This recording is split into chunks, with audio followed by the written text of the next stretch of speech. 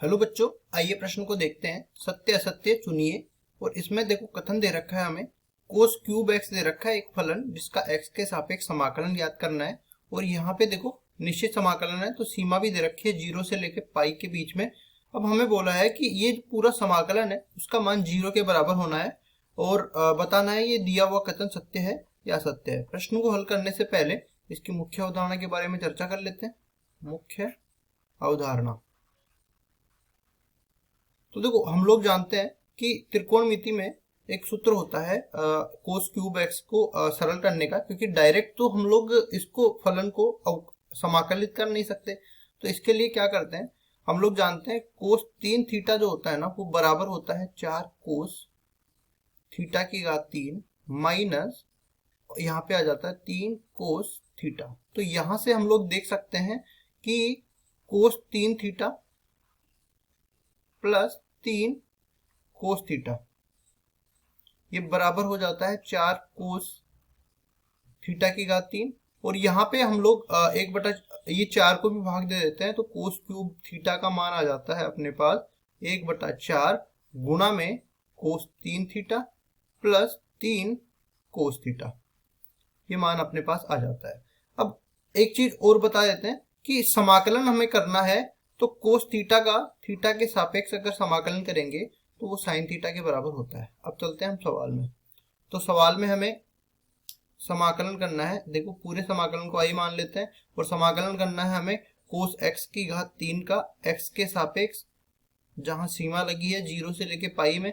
अब ये जो मैंने सूत्र बताया, ये सूत्र यहाँ पे लगाएंगे तो 1/4 तो अपने पास अचर है, ये बाहर रह जाएगा। और समाकलन को 2 टुकड़ों में तोड़ देंगे।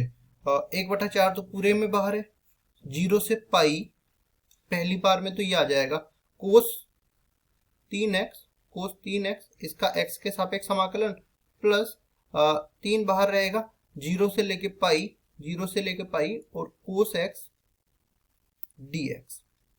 अब देखो आगे इसका समाकलन करते हैं, तो ये देखो कोस x का तो डायरेक्ट समाकलन किया जा सकता है इस सूत्र से, और कोस 3x का भी कर सकते हैं, क्योंकि जब भी हम लोगों के पास x की जगह कुछ 3x या फिर nx का पद आता है, जहां पे x के गुणा में कुछ अचर दे रखा हो, तो उसका समाकलन करते टाइम ये पूरा जो है पहले तो कोस x की तरह समाकलित हो जाता है और उसमें भाग लग जाता है उस अचर का।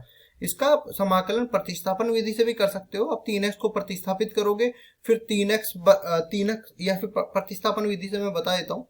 देखो यहां से 3x को t से प्रतिस्थापित किया, ठीक है, तो 3dx बराबर में dt बन गया। अब dx अपने पास है तो dt बटा में 3 रह गया, सीमा भी परिवर्तित होगी। तो जब x बराबर 0 रखेंगे तो t बराबर 0 रहेगा, जब x बराबर पाई रखेंगे तो t बराबर में 3 पाई आ जाएगा, t बराबर में ये देखो 3 पाई आ जाएगा। अब इसको परिवर्तित कर देते हैं, 1/4 पूरे के गुणा में है ही, अंदर क्या रह जाएगा, ये dt बटा 3 रहा ना, यहाँ से dt बटा 3 है तो 3 बाहर आ जाएगा, 1/3 बन जाएगा। सीमा परिवर्तित हुई, 0 से लेके 3 पाई में परिवर्तित होगी, ये कोष्टि बन गया, ये कोष्टि बन गया, dt बन गया। और दूसरा वाला 3 और यहाँ पे कितना हो गया, ये कोस x dx, इसका 0 से लेके पाई के बीच में समाकलन।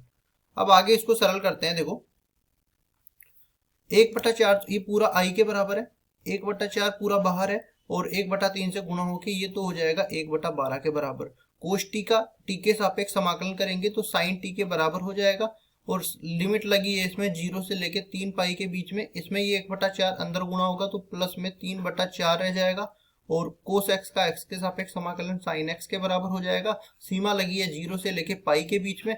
अब देखो जब हम लोग जानते हैं कि साइन थीटा जो है उसका n पाई जहां पे n का मान कुछ भी हो, सम हो चाहे विषम हो, उस पे हमेशा n पाई पे साइन थीटा का मान 0 के बराबर होता है। तो यहाँ पे हम लोग लिखेंगे i बराबर में 1/12, तो यहाँ से है और ये बन जाएगा साइन, सीमा रखेंगे साइन 3 पाई माइनस में sine 0, sine 3 pi minus sine 0 plus 3/4, और इसमें भी रखेंगे तो ये बन जाएगा साइन पाई माइनस में साइन 0।